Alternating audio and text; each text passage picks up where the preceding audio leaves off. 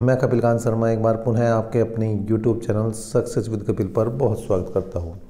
सेना में नौकरी चाहने वाले ध्यान दें या फिर वो भी ध्यान दें जो पहले से सेना में नौकरी कर रहे हैं, क्योंकि अब देखिए रिटायरमेंट की उम्र में भी बदलाव होने वाला है और साथ ही साथ यहाँ पर पेंशन करने के लिए आपको कितने साल नौकरी करनी होगी ये भी यहाँ पर चीज़ें बदलने वाली हैं। तो सभी कुछ धीरे धीरे ये बदल रहा है भारत, और बदल रही हैं यहाँ की चीज़ें, और सेना के लिए ये क्या क्या चीज़ें बदलने जा रही हैं वो भी देख लेते हैं। पूरी खबर देखते हैं, चलिए देखते हैं पूरी खबर को। देखें भाई क्या खबर आई है। सेना में सेवानिवृत्ति की उम्र बढ़ाने की तैयारी, मतलब अब रिटायरमेंट जो है थोड़ा सा लेट हो जाएगा किनका, जो सेना में नौकरी करते हैं उनकी। पूरी खबर देखते हैं भाई क्या है। सेना में अफसरों की सेवानिवृत्ति की उम्र बढ़ाने का प्रस्ताव है। डिपार्टमेंट ऑफ मिलिट्री अफेयर्स की तरफ से शुरू किए गए सुधारों के तहत समय से पूर्व रिटायरमेंट लेने पर पेंशन में कटौती का भी प्रस्ताव किया गया है।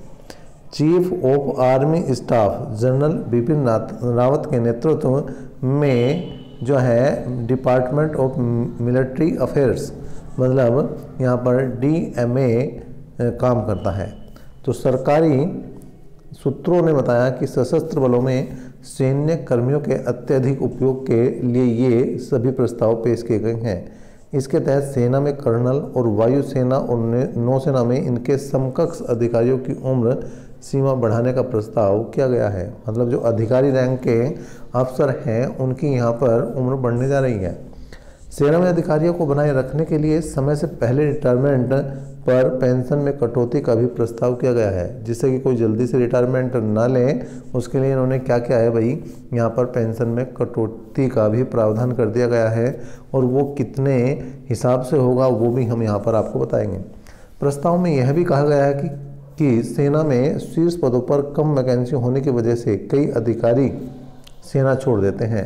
वहीं कई स्पेशलिस्ट और सुपर स्पेशलिस्ट जो अत्यधिक कुशल कार्यों के लिए प्रशिक्षित होते हैं वो दूसरे सेक्टर में काम करने के लिए नौकरी छोड़ देते हैं। इससे सेना में अच्छे अफसरों की कमी हो जाती है, जो उसके लिए बेहतर नहीं है।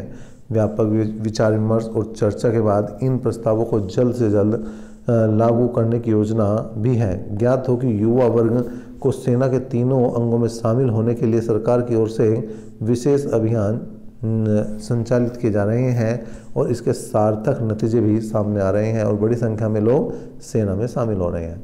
बात करते हैं यहाँ पर रिटायरमेंट की एज में क्या हुए हैं बदलाव। देखिए ब्रिगेडियर और इसके समकक्ष अधिकारी की उम्र 56 साल से बढ़ाकर 58 साल कर दी गई है। मतलब ब्रिगेडियर पहले 56 साल पर रिटायर होते थे, अब होंगे भैया कब, 58 साल की उम्र में रिटायर। मेजर जनरल और उनके समकक्ष अफसरों की उम्र 58 से बढ़ाकर 59 साल कर दी गई है। मतलब मेजर जनरल पहले होते थे भैया 58 साल में रिटायर, लेकिन अब कितने में होंगे, 59 में होंगे।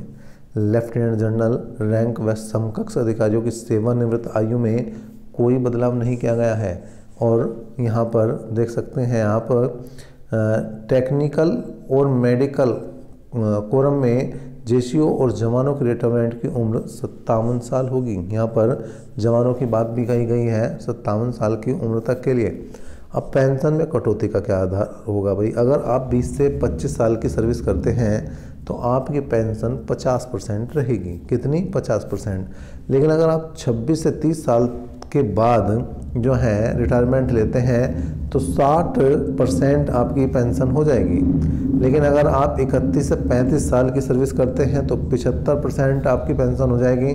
और अगर 35 साल से ज़्यादा आप कितनी भी सर्विस पूरी करते हैं, चाहे वो 36 साल की पूरी करते हैं चाहे 40 की, तो आपको पूरी मतलब 100% पेंशन दी जाएगी। युद्ध में घायल और मेडिकल की वजह से रिटायरमेंट पर कोई पेंशन में जो है कटौती नहीं होगी। तो ये सारी चीज़ें की गई हैं जिससे कि जो शीर्ष नेतृत्व है और जो अच्छे अधिकारी हैं वो सेना में बने रहे। चलिए ये एक नई अपडेट आई है निकल कर जो हमने आपको बताई है। आपको ये अपडेट कैसा लगा है कमेंट बॉक्स में बिल्कुल कमेंट करें। अभी तक के लिए इतना ही। नेक्स्ट अपडेट तक के लिए धन्यवाद।